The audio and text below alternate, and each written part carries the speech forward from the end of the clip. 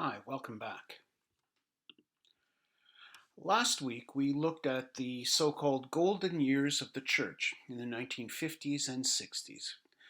We saw that many of the institutional and cultural supports that had sustained the church were beginning to crumble in the face of a greater push for individuality and personal choice.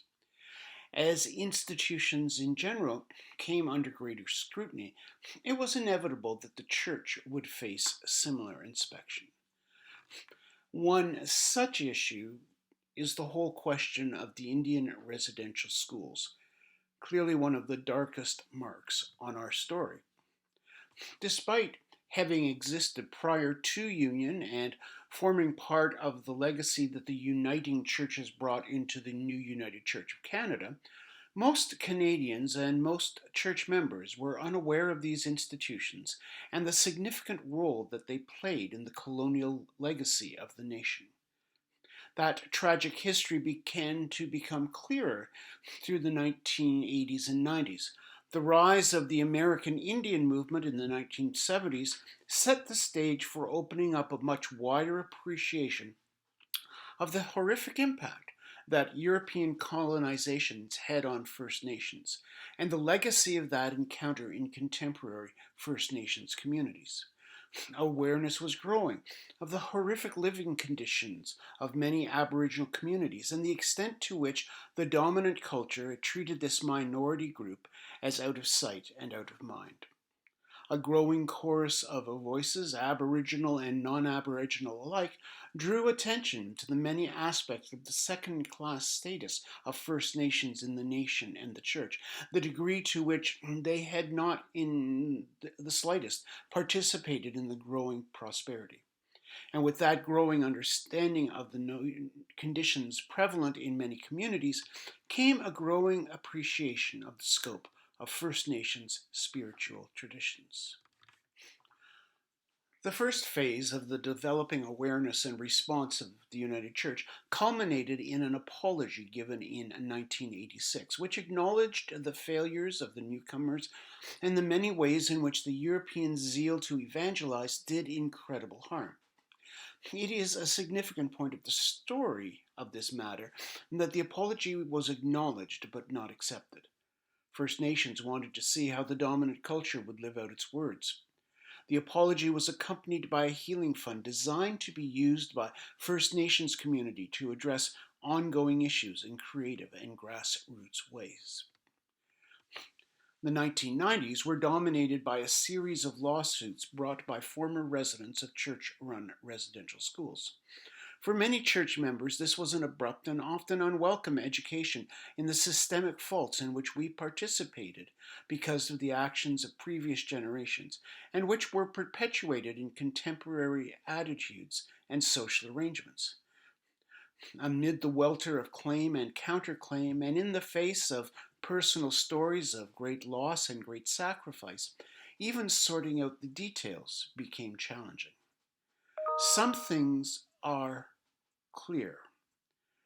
The United Church, in its own right and through its founding denominations, participated in the running of the residential schools.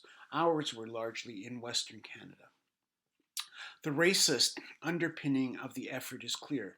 In the minds of many government officials of the day, the residential schools marked a solution to the so called Indian problem.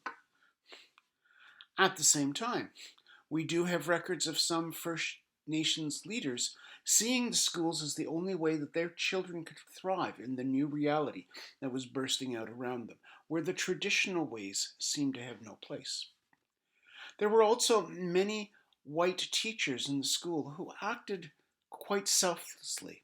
They received horrible pay, worked in difficult conditions, and acted out of a sincere love for their charges and the conviction that this was Christ's call, all the while participating in a system bent on destroying a culture. Meanwhile, conditions at the same schools robbed Native children and youth of their religion, language, and culture, making many of them outcasts in both Native and non Native society. Being removed from their homes and natural settings deprived many residential school students of models for positive parenting, meaning that the impact of the schools was felt in subsequent generations. The loss of language and culture left many of the former students feeling unable to fit into either their traditional culture or the dominant culture. And often the skills that they had been taught at the schools were unneeded or unwelcomed in society, leading to high rates of poverty, addiction, and incarceration. There were acts of sexual and physical molestation. These led to the trial and criminal conviction of several former residential school employees. And this was followed by a series of civil lawsuits where the plaintiffs sought to recoup damages for their sufferings that had not been forthcoming after years of fruitless negotiation with federal officials. These original lawsuits related to acts of physical and sexual violence, and they later broadened to include the deprivation of language and culture, a far harder issue for the courts to determine. Initially, the lawsuits were directed at the churches who ran the schools for the government. The churches, in turn, countersued the federal government in an attempt to force it to the table to shoulder some of the responsibility. In many ways, the great tragedy of the residential schools lawsuits is that much of the resources expended in the tens of millions of dollars did not reach the victims, but was used in courtroom maneuvering. And the United Church learned again how unsuitable the climate of a law court is in addressing issues of justice and reconciliation that we hold to most firmly. Some alternate dispute resolution methods were attempted and were successful, generally led to a healthier resolution of the issues. Broadly speaking, there tended to be two sets of cases. The first involved experiences of sexual, physical, and psychological molestation and abuse. Where there had already been criminal convictions, these were relatively, and I underline the relatively, easier to resolve, with much of the dispute focusing on who carried the lion's share of responsibility: the federal government that established and oversaw the residential school system, or the churches which administered the local schools, or the individual administrators of the schools. For example, when someone like Arthur Henry Plint, who was employed at the United Church run Port Alberni School, was convicted of molesting the children in his charge, whose employee was he, and who bore the responsibility for the failure and oversight? The second, and much larger group of allegations turn around issues of cultural, religious, and linguistic deprivation. There is no disputing the fact that through the schools, many First Nations children lost all touch with the grounding aspects of their culture. More dispute arises about the impact of that loss, although it is widely conceded to have had a devastating effect on both individuals and their communities. The courts really are not in a place, they don't find themselves in a place to deal with cultural deprivation. And particularly disputed is the role of the courts in assessing and redressing such experiences. To what extent are the courts properly situated to assign blame, based on today's insight, ethics, and morals, to those who acted on the best intention of the ethics, insights, and morals of over 100 years ago? That's why the separation of the sexual and physical abuse cases from the cultural deprivation cases is so important. The first group are wrong. They were wrong then, they're wrong now. As I said, they're relatively easier to resolve. The cultural deprivation is a more challenging matter. To what extent are the First Nations tribal leaders who agreed with the system at fault? What blame can be associated with individuals who believed that this was for the best for the students, to help them break out of the cycle of poverty and isolation? To what extent can individuals and churches be held to blame for not foreseeing the impact of their decision? These questions are laid aside alongside the documented evidence that some government officials clearly saw the residential schools as an effective tool for assimilating First Nations peoples. So this raises a question that is of interest to us as historians as well as members of the church. To what extent, to what degree are we placed to be able to cast a judgment on the past? Especially when in casting judgment we seek to act in some way to redress the wrongs. Before the residential lawsuits began, the United Church had undertaken initial steps in acknowledging the crimes of our past and in seeking to restore right relationships with First Nations, particularly those First Nations represented in congregations within the church. And these steps included an apology, which was offered at the 1986 General Council, and the establishment of a healing fund designed to raise money to be employed in a variety of activities developed and administered by First Nations people to restore their communities. As well, a variety of educational emphases sought to bring home to regular church members the implication of this part of our history. As somebody who lived and worked through that period of time, I can attest to the fact that there was much greater success in bringing home the implications of this part of our history the further west one goes in the country. The further east one goes in the country, the greater resistance there was, the greater temptation, the greater tendency to say, I wasn't there, I didn't do it. And so that continually raises the question. We're quite happy to profit from the good works of the past, to stand on the shoulders of those who went before us and benefit from the things that they did well. What responsibility are we willing to take for the actions of the past, which established a situation where we, the dominant culture, benefit and profit at the expense of others? To what extent are we prepared to deal with that as also our responsibility? We like the heritage when it's good. What do we do with the heritage when it's far more questionable? Now, at present, North America is gripped by a wider spread awareness of the reality and impact of racism than we have seen in a couple of decades. Now, this is primarily focused on Black lives, but a substantial degree of awareness raising about brown lives is occurring as well. And this emphasis raises our awareness of ongoing issues that we need to address.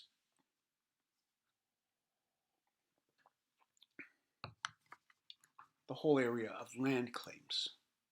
While some land claim challenges, in some cases stretching back hundreds of years, are being settled, many more languish in the courts.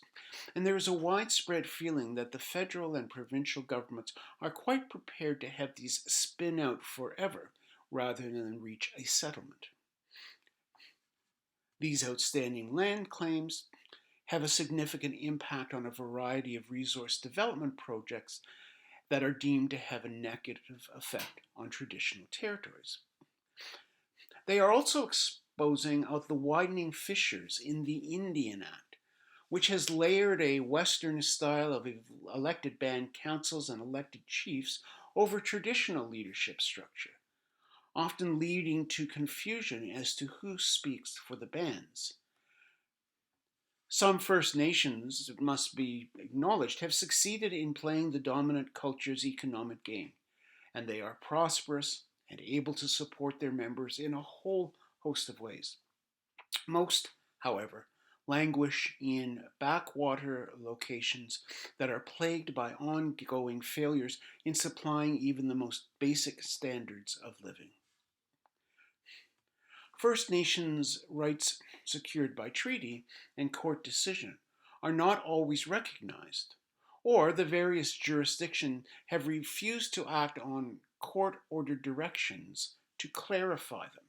For example, on the East Coast, the question of a moderate livelihood was named in the Marshall decision, and it's been effectively ignored by the federal government for 2 decades.